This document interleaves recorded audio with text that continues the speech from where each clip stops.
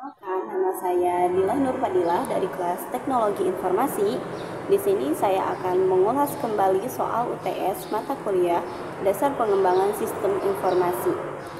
Yang pertama itu ada contoh aplikasi sistem informasi, yaitu ada e-commerce, e-learning, e-banking, kemudian ada website.com, kemudian ada Google Scholars, kemudian juga ada Ruang Guru. Yang kedua yaitu kepanjangan dari SDLC, yaitu System Development Life Cycle. Menurut Azhar menyatakan bahwa SDLC adalah salah satu metodologi sistem pengembangan sistem informasi. Kemudian ada beberapa tahapan SDLC.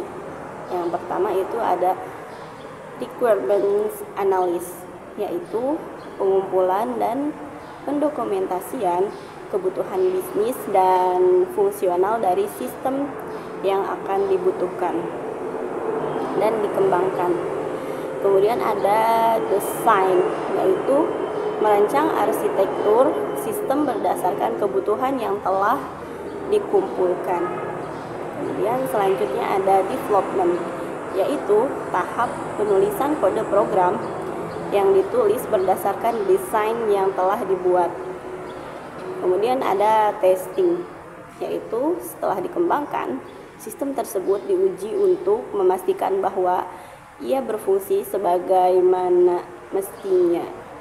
Kemudian selanjutnya ada maintenance, yaitu setelah sistem diterapkan, pemeliharaan berkelanjutan diperlukan untuk memastikan bahwa sistem tetap berfungsi dengan baik dan dapat beradaptasi dengan perubahan kebutuhan bisnis.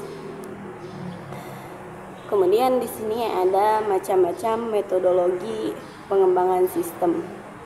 Yang pertama yaitu ada Agile, kemudian ada Waterfall, kemudian ada V-model, kemudian ada Prototyping, kemudian juga ada RAD, Spiral, dan Extreme Programming.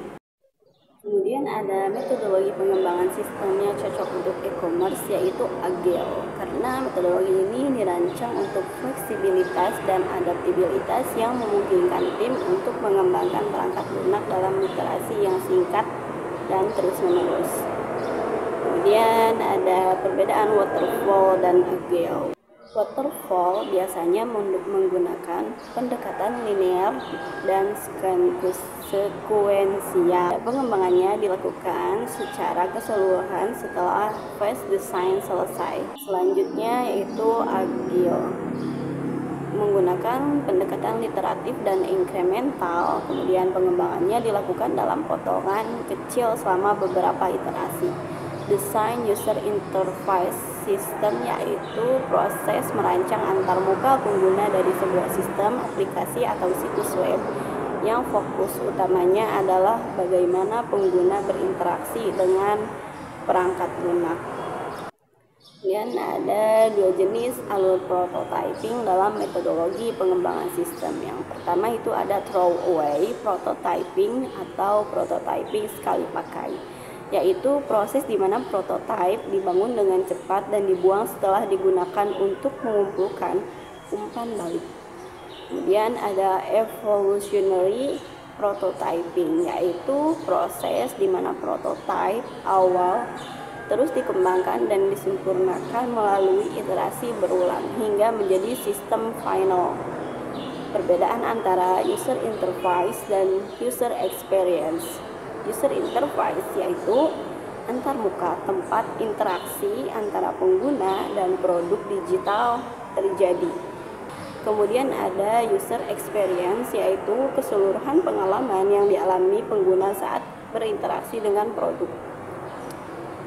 Yang terakhir itu ada 3 kelebihan dan 3 kekurangan RAD. Kelebihan RAD yang pertama itu pengembangannya yang sangat cepat, kemudian keterlibatan pengguna yang tinggi, dan fleksibilitas yang adaptif. Ada kekurangan RAD yaitu ketergantungan pada pengguna yang aktif, tidak cocok untuk proyek berskala besar, dan kualitas yang tidak konsisten pada pendokumentasian. Oke guys, mungkin cukup sekian ulasan soal UTS mata kuliah dasar pengembangan sistem informasi. Thanks for watching, bye bye.